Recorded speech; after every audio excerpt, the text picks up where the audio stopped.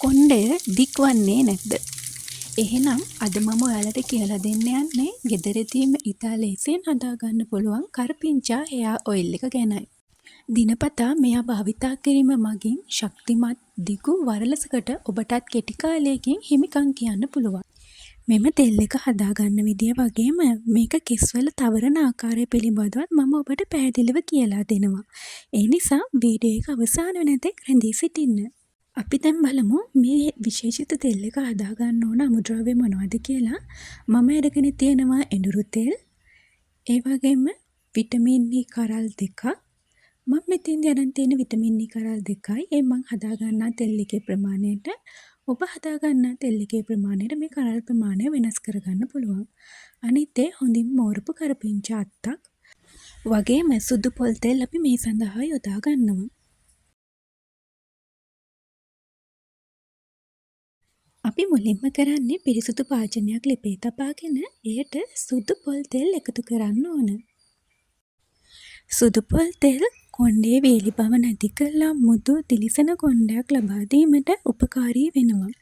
එම නිසා අපේ හෙයා ඔයිල් එකේ බේස් ඔයිල් එකක් විදිහට අපි සුදු පොල් තෙල් මෙහිදී භාවිතා කරනවා. සුදු පොල් තෙල් එක රත් වූ පසු එයට කරපිංචා එකතු කරනවා. මුලින්ම අපි කරපිංචා කොළ ටික හොඳින් සෝද ගන්න ඕන. ඒ සෝදගත්තට පස්සේ වතුර සම්පූර්ණයෙන්ම ඉවත් කරලා කොළ ටික හොඳින් වියලා ගන්න. වැදගත් දෙයක් තමයි කරපිංචා කොළවල වතුර ඉතුරු නොවීම. වතුර තියෙනවා නම් තෙල් එක ඉක්මනින්ම නරක් වෙන්න පුළුවන්. අපි ඒ නිසා ඒක ගැන වඩා සැලකිලිමත් විය යුතුමයි. ඒ වගේම තමයි තෙල් එක දුම් දාන තරමට රත් කරන්න එපා. මේක ඊටාම අඩු ගින්දරේ ටික වේලාවක් රත් කරන්න. කරපිංචා කොළවල තියෙන ශාකමය පෝෂණ කොටස් නිසාම අපේ හිස් කබලෙහි අලුතින් කෙස් වර්ධනය කිරීමට උපකාරී වෙනවා. ඒ වගේම කෙස් හැලී යාම, අකලට කෙස් සුදු වීම, කෙස් අග පිපිරීම ආදී නොයෙකුත් ගැටලු වලට හොඳම විසඳුමක් අපිට මේ කරපිංචා වලින් ගන්න පුළුවන්. ඒ නිසාම අපි මේ මද රස්නි ගින්දරේ රත් කරගත යුතුයි. දැන් අපි මේ තෙල් එකට එඬරු තෙල් මේස හැඳි දෙකක් මම එකතු කරගන්නවා. මෙහිදී මම මේස හැඳි දෙකක් එකතු කරගන්න හේතුව තමයි මෙහිදී මම භාවිතා කරන තෙල් එකේ ප්‍රමාණය. ඔබ භාවිතා කරන තෙල් එකේ ප්‍රමාණයට මේ වෙනස් කරගන්න. පසුව මද රස්නේ ගින්දරෙහි මේ තවදුරටත් හොඳින් රත් වීමට ඉඩ හරිනවා. එඬරු තෙල් කියන්නේ ඝනකම් සහිත තෙල් වර්ගයක්. මේ තෙල් වර්ගය මගින් ඔයාගේ කොණ්ඩේ කළු කිරීමේ හැකියාව තියෙනවා. ඒ වගේම කොණ්ඩේට ශක්තිමත් හා ඝනකම් බවක් ඇති කිරීමේ හැකියාවකුත් තියෙනවා. ඉතින් කොණ්ඩයක් දිගු වූ පමණින් ඒ නිරෝගී වෙන්නේ නැහැ. කොණ්ඩයක් දිගු වෙනවා නම් ඒක ඝනකම් හා ශක්තිමත් වරලසක් වෙන්නම ඕන. ඉතින් වෙනත් තෙල් වර්ගයක් භාවිතා කරනවට වඩා මම මේ එඬරු තෙල් භාවිතා කිරීමට හේතුවක් වුණේ මෙන්න මේ නිසයි. දැන් ඔයාලට පේනවා අපේ තෙල් එක මේ වෙද්දී හරියටම නියමිත ආකාරයට සැකසීලායි තියෙන්නේ. මම දැන් මේකේ තියෙන කරපිංචා කොළ ටික හිමින් ඉවත් කරගන්නවා. මේක කැමති නම් ඔයාලට මේ තෙල් එක හොඳින් නිවුණාට පස්සේ පෙනීරයක් භාවිතා කරලා පෙරා ගන්නත් පුළුවන්. නැතිනම් රෙදි කඩක් භාවිතා කරලා ඉවත් කරගන්නත් පුළුවන්. හැබැයි මට මේ විදිය පහසුයි. ඒ නිසා මම හැන්දක් භාවිතා කරලා මේ විදියට ඉවත් කරගන්නවා. දැන් අපි ඊටා වැදගත් පියවරකට එමු. දැන් අපි මේ තෙල් එකට විටමින් E එකතු කරන්න යන්නේ. තෙල් එක උණු වෙලා එහෙම නැත්නම් රත් වෙලා තියෙද්දී අපි විටමින් E එකතු කරන්නේ නැහැ.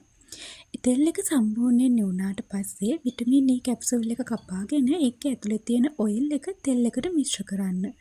පසුව මෙය හොඳින් කවලම් කරන්න. මෙහිදී ඔබට විටමින් E කැප්සූල් දෙකක් හෝ ඊට වඩා වැඩි ප්‍රමාණයක් වුණත් භාවිතා කරන්න පුළුවන්. ඒක ඔබේ කැමැත්ත මත සිදු කරන්න. මට විටමින් E කැප්සූල් දෙකක් ප්‍රමාණවත්යි හැඟෙන නිසා මම මේට විටමින් E කැප්සූල් දෙකක් පමණක් එකතු කරනවා.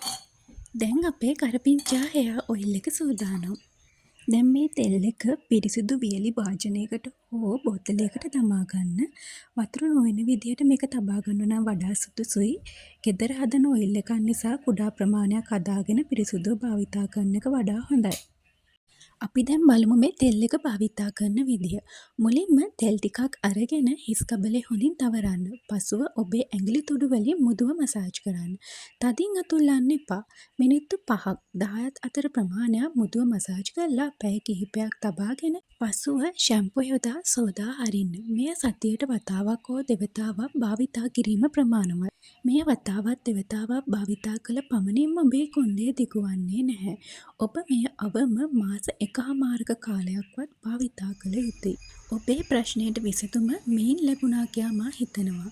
ඔබට මේ ප්‍රයෝජනවත් වූවා නම් මෙම වීඩියෝ එකට ලයික් එකක් දාන්න. ඒ වගේම ඔයාගේ යාළුවෙක්ටත් බලන්න ෂෙයා කරන්න. තව මෙවැනි වීඩියෝ එකකින් අපි නැවතත් දවසක හමු වෙමු. එතෙක් ඔබට සුබ දවසක්. ආයුබෝවන්.